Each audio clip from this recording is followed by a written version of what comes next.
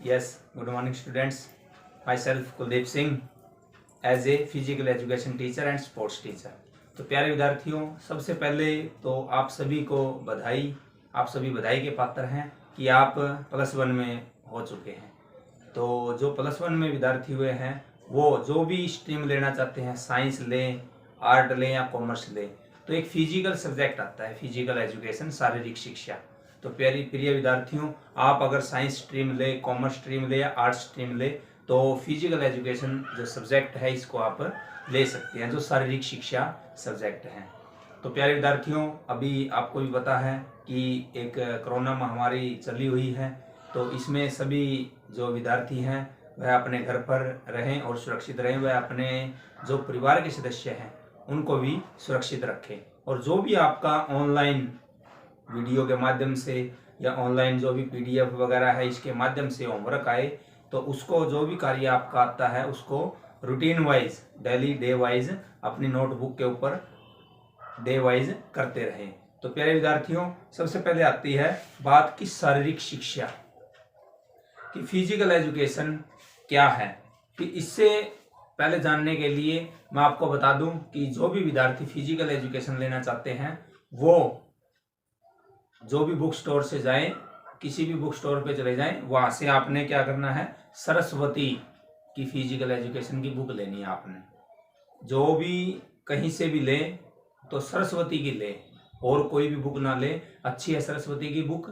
तो सभी विद्यार्थी, VK शर्मा है इसके लेखक, जो भी इसको रचयिता है, रचने वाले हैं, तो सभी विद्यार्थी सरस्वती की फिजिकल एजुकेशन की बुक लें। तो प्रिय विद्यार्थियों, ये बातें हो चुकी है। इसके बाद में हम जो हमारा लगभग आपके 10 चैप्टर हैं फिजिकल एजुकेशन के अंदर, +1 में जो विद्यार्थी हुए हैं उनके लिए 10 चैप्टर हैं। उनमें से आज हम फर्स्ट चैप्टर की शुरुआत करते हैं।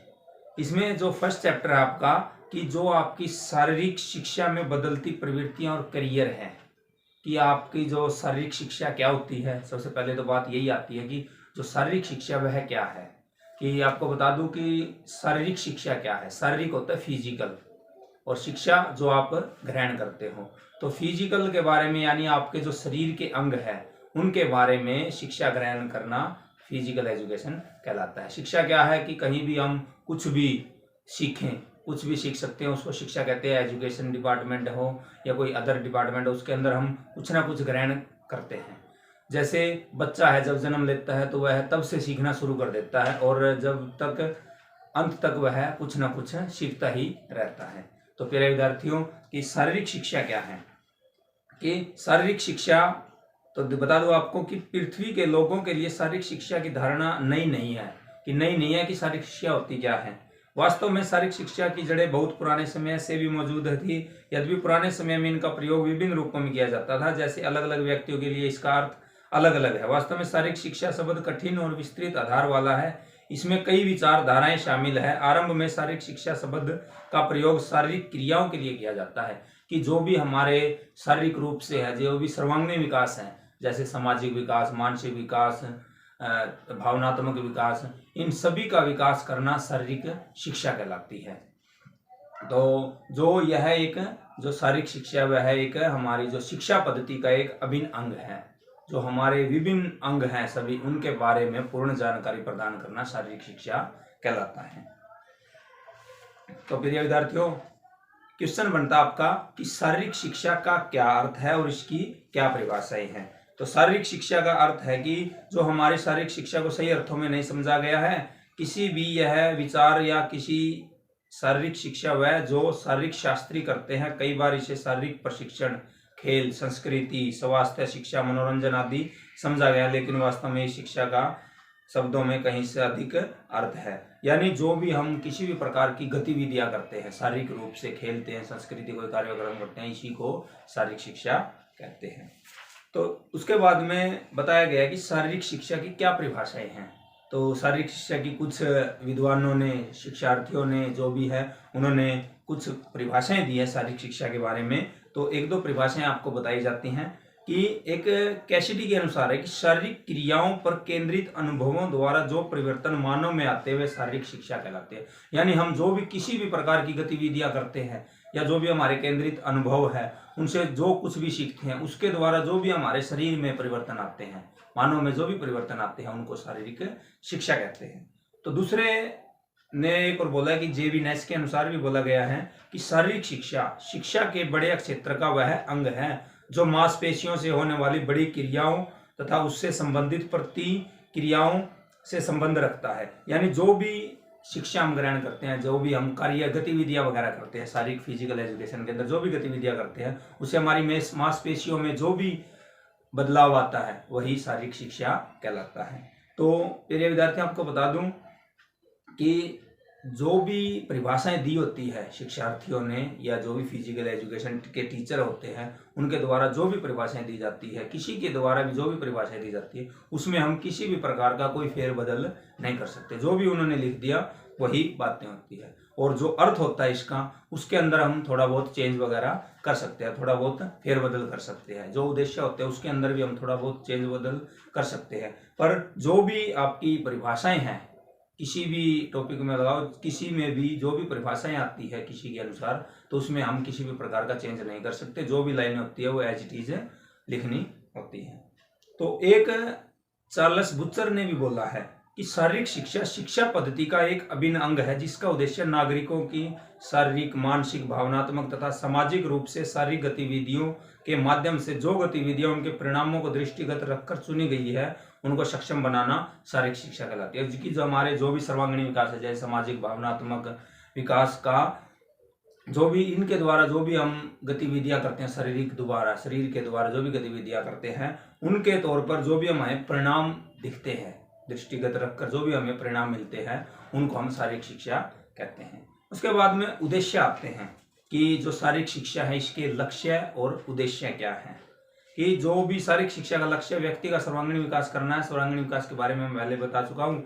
अथवा क्या जा सकता है कि पूर्ण रूप से जीना ही शारीरिक शिक्षा का लक्ष्य है, कि हम पूर्ण रूप से जीना शारीरिक शिक्षा का लक्ष्य कहलाते हैं। वास्तव में ऐसा प्रतीत होता है कि शारीरिक क्रिया शिक्षा के इस अत्यंत शिखर रूपी लक्ष्य को प्राप्त करना आसान कार्य नहीं है। सामान्यतः शारीरिक शिक्षा के इस लक्ष्य को सीढ़ी दर सीढ़ी प्राप्त किया जा सकता है।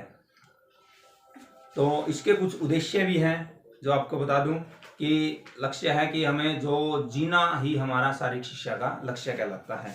इसके उद्देश्य हैं कि हमें शारीरिक विकास, कुछ पॉइंट हैं कि शारीरिक विकास, मानसिक विकास, सामाजिक विकास और मांसपेशीय संस्थान में समन्वय, भावनात्मक विकास, स्वास्थ्य का विकास, ये कुछ पॉइंट हैं। इनमें से जैसे शारीरिक विकास है कि हम जिस प्रकार हमारे शरीर का विकास होता है, जो भी हमारे संस्थान हैं, जैसे स्नायु संस्थान, मांसपेशीय संस्थान, मस्कुलर सिस्टम, स्केलेटन सिस्टम, जो भी संस्थान है उनका विकास करना शारीरिक शिक्षा कहलाती है।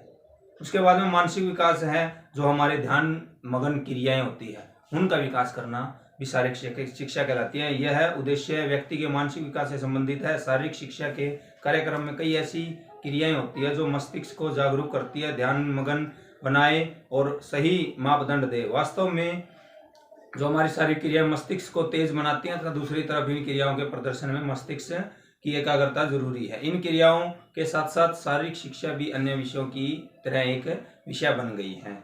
उसके बाद में आता है सामाजिक विकास, जो हमारा समाज का है, कि इस उद्देश्य का संबंध सामाजिक गुणों के विकास से है, कि जो जीवन में अच्छे समाज योजन के लिए जरूरी है। शारीरिक शिक्षा का कार्यक्रम इन गुणों को बढ़ाने के लिए कई रास्ते प्रदान करता है, जैसे कि शारीरिक शिक्षा मनुष्य में नेतृत्व के गुणों का विकास करती है, कि एक जो भी शारीरिक शिक्षा है वह एक लीडरशिप का कार्य करती है, एक नेतृत्व के गुणों का विकास करती है, कि एक नेता है उसके अंदर किस प्रकार के गुण होने चाहिए, इनका भी विकास करती है। और यह हमारे ईमानदारी, सहनशीलता, धैर्यता, आत्मविश्वास, एकता, मित्रता, अच्छा खेल, संयम, खेल की भावना, सांत्वना इत्यादि गुणों को सिखाने में बहुत महत्वपूर्ण योगदान करती है।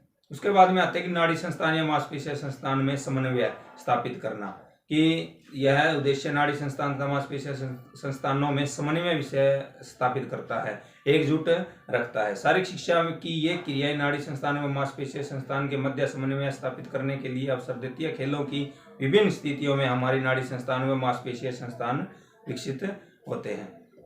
उसके बाद में आता है कि भावनात्मक विकास क्या होता है। यह भी एक शारीरिक शिक्षा का उद्देश्य है कि शारीरिक शिक्षा का मुख्य उद्देश्य व्यक्ति का भावनात्मक विकास या संवेगात्मक विकास है। व्यक्ति में अनेक प्रकार के संवेग या भावनाएं आती है, जैसे खुशी है, आशा है, क्रोध है, घृणा है। ये सारे के सारे जो व्यक्तित्व की भावनाएं हैं उनको विकसित करती है। यह भी एक शारीरिक शिक्षा का उद्देश्य है। स्वास्थ्य का विकास है कि डेवलपमेंट ऑफ हेल्थ। शारीरिक शिक्षा का उद्देश्य व्यक्ति के स्वास्थ्य का विकास करना भी यह व्यक्ति की स्वास्थ्य संबंधी आदतों का विकास करती है, संक्रामक रोगों से बचाव की शिक्षा प्रदान करती है। मनोरंजन के लिए भी अनेक कार्यक्रम होते हैं। आधुनिक युग में शारीरिक शिक्षा के कार्यक्रम चिंता व दबाव तनाव से काफी सीमा तक कम रहते हैं, ताकि व्यक्तियों के स्वास्थ्य को उन्नति किया जा सके। तो प्यारे विद्यार्थियों, क्वेश्चन बनता है आपका फर्स्ट कि शारीरिक शिक्षा क्या होती है। पहले तो आपको शारीरिक शिक्षा के बारे में पता होना चाहिए, फिर उसका अर्थ क्या होता है, उसकी परिभाषाएं जो आपको वीडियो के माध्यम से बता दी गई हैं, इसके क्या लक्ष्य हैं, क्या उद्देश्य है। क्वेश्चन एक बनता है, जो भी परिभाषाएं दी हुई है आपकी बुक में, जब भी आप बुक लोगे उसके अंदर लगभग 5 या 6 परिभाषाएं हैं, उनमें से आपने 1 या 2 परिभाषाएं अच्छे तरीके से याद करनी है। तो इस क्वेश्चन को अपनी नोटबुक के ऊपर राइट करें और लर्न करें, और डे वाइज आप जो भी आपको कार्य मिलता रहे उसको डे वाइज करते रहे। धन्यवाद।